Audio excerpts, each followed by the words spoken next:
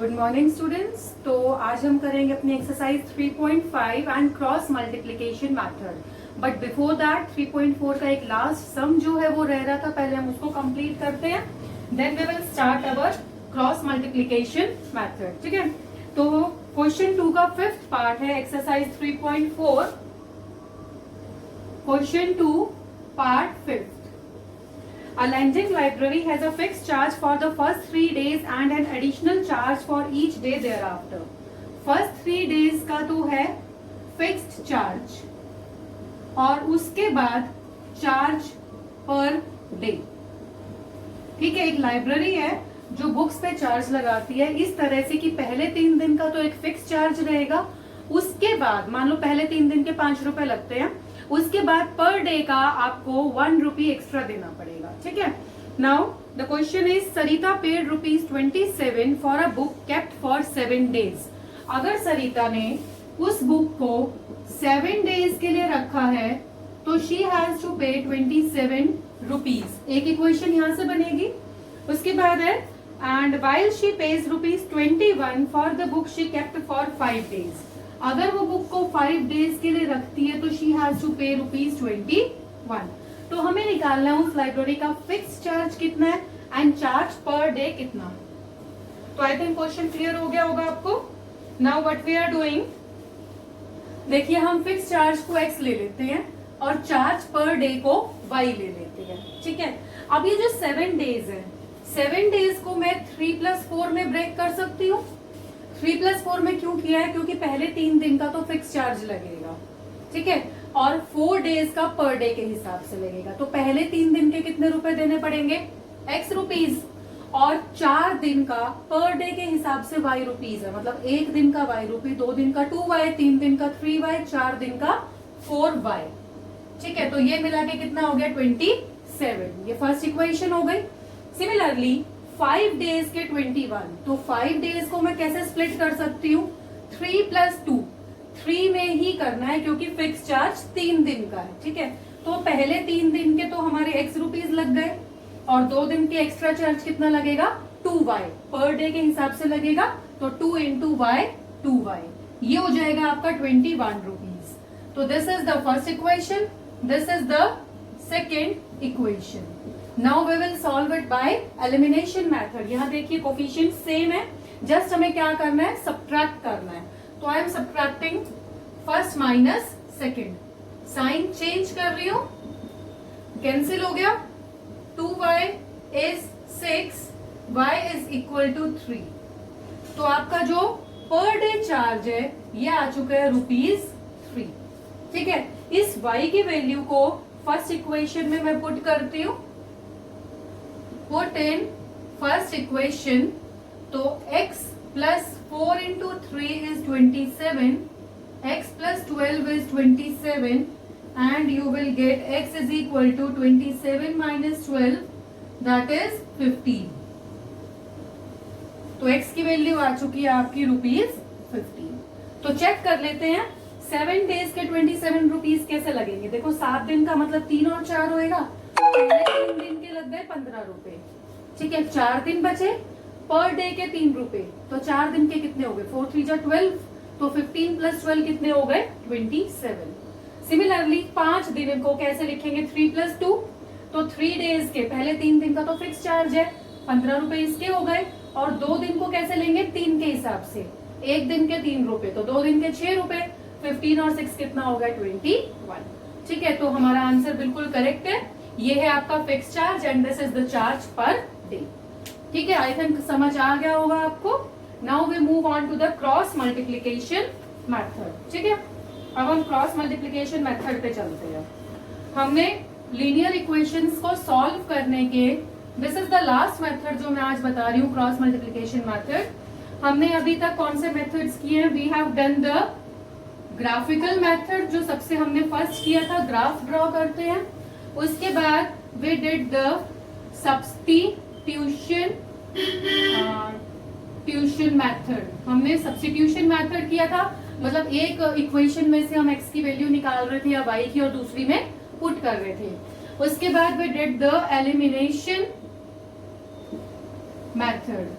ठीक है, elimination method को हम इक्वेटिंग द कोफिशिएंट्स भी बोलते हैं, ठीक है। तो ये हो गए हमारे 3 मेथड्स।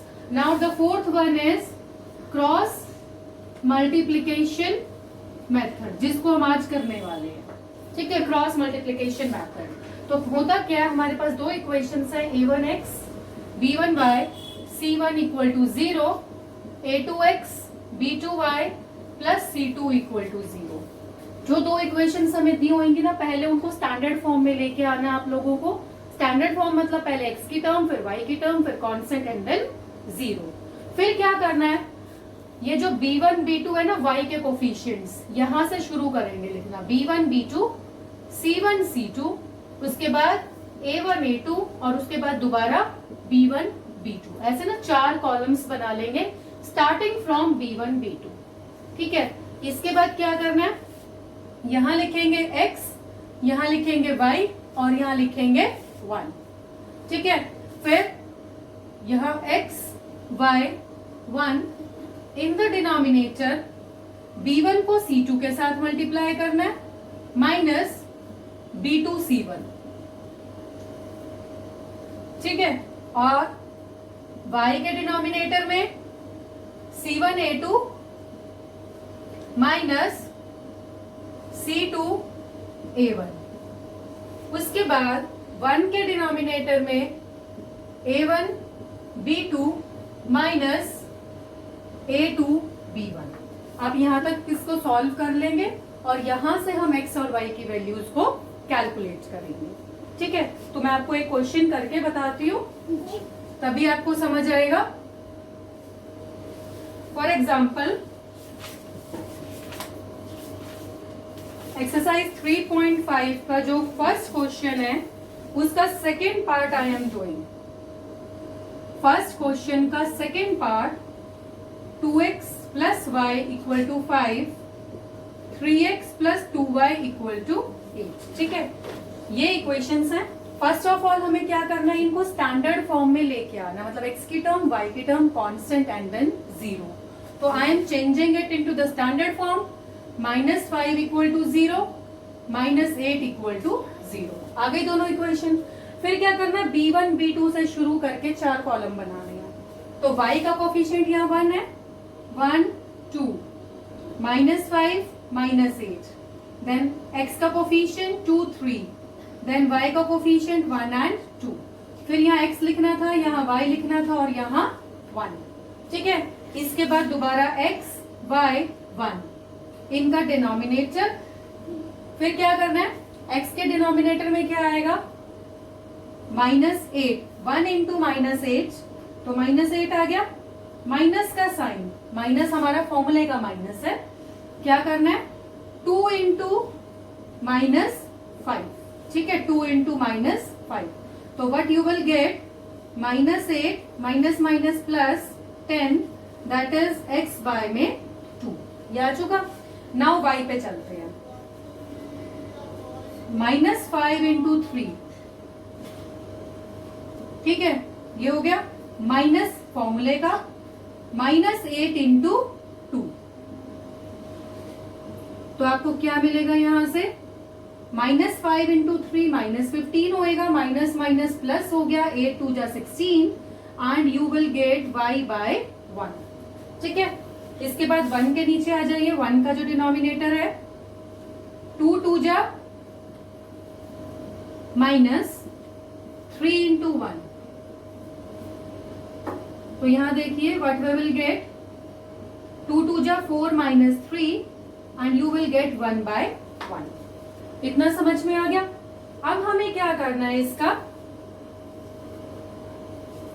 हमारे पास x बाय 2, y बाय 1 और 1 बाय 1 है, ठीक है। जब हमें x की वैल्यू निकालनी है तो इसको बीच में से हटा दीजिए।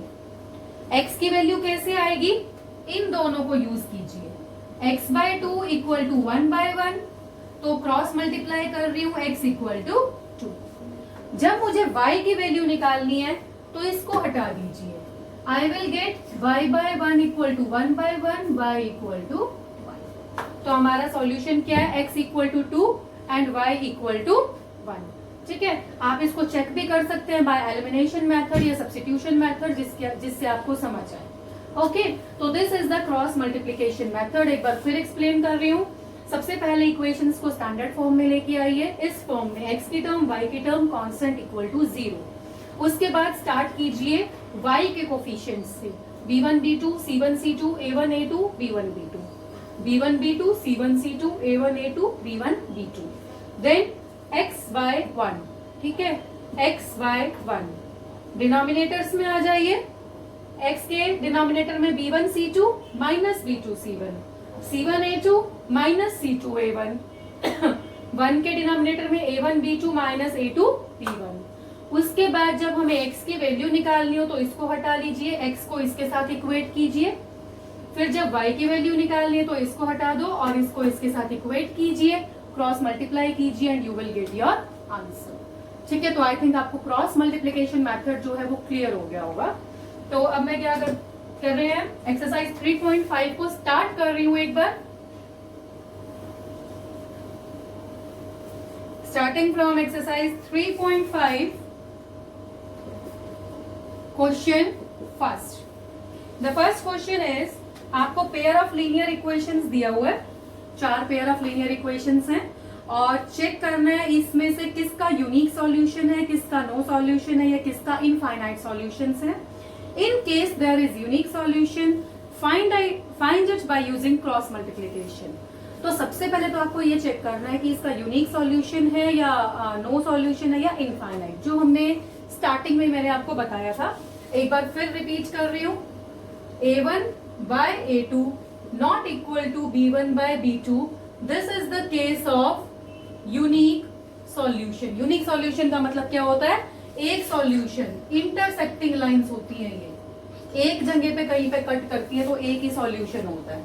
और अगर a1 by a2 इक्वल है b1 by b2 के, इक्वल है c1 by c2 के, तो ये होते हैं आपके इनफाइनाइट सॉल्यूशंस। इनफाइनाइट सॉल्यूशन का मतलब जो लाइनें आपकी वो ओवरलैपिंग है, एक के ऊपर है, ठीक है।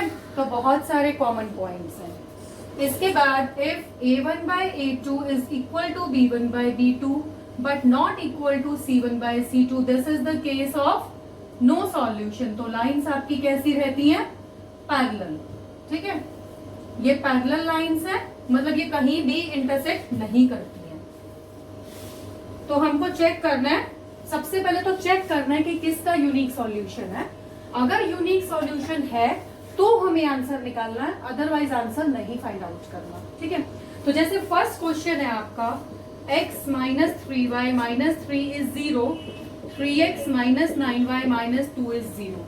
तो मैं चेक करती हूँ यहाँ पे, ये a1 क्या है, यहाँ पे 1, a1 is 1, a2 is 3, b1 is minus 3, b2 is minus 9, c1 is minus 3, c2 is minus 2। तो चेक करती हूँ, a1 by a2, b1 by b2, c1 by c2। तो 1 by 3, minus 3 by minus 9 and minus 3 by minus 2। ये cancel होके 1 by 3 आ चुका है, तो मतलब ये दोनों तो इक्वल आ रहे हैं, बट ये नॉट इक्वल आ रहा है, ये पोर्शन, ठीक है। तो a1 इज ये इससे इक्वल है and not equal to c1 by c2। तो this is the case of no solution, ठीक है। You will write therefore no solution, और इसके आगे क्वेश्चन खत्म हो गया, ठीक है। Now coming to the second part of this question. Second part जो मैंने आपको अभी करके दिखाया था क्रॉस मल्टीप्लीकेशन मेथड से, ये दिया हुआ था। पहले हमने क्या किया, इस इक्वेशन को स्टैंडर्ड फॉर्म में लेके आएंगे। Now a1 is 2, a2 is 3, b1 is 1, b2 is 2 and c1 is minus 5, c2 is minus 8। Check करते हैं, a1 by a2, b1 by b2, c1 by c2। तो 2 by 3, 1 by 2, minus 5 by minus 8, क्या ये इसके equal है? नहीं है, ठीक है। आगे हमें चेक करने की नीड ही नहीं होती। तो ये आपका कौन सा है, यूनिक सॉल्यूशन, क्योंकि ये नॉट इक्वल आ रहा है। फर्स्ट केस है यूनिक सॉल्यूशन का। अब अगर यूनिक सॉल्यूशन है तो हम इसको कैलकुलेट करेंगे बाय क्रॉस मल्टीप्लिकेशन मेथड, जो मैं आपको पहले ही करा चुकी हूँ, ठीक है। तो दिस आई थिंक या जो फर्स्ट क्वेश्चन है आपका 4 पार्ट्स हैं इसमें, ये आप अच्छे से खुद ही कर लेना ट्राई, और that's all for the day. बाकी जो सेकंड क्वेश्चन है we will start from in the next video.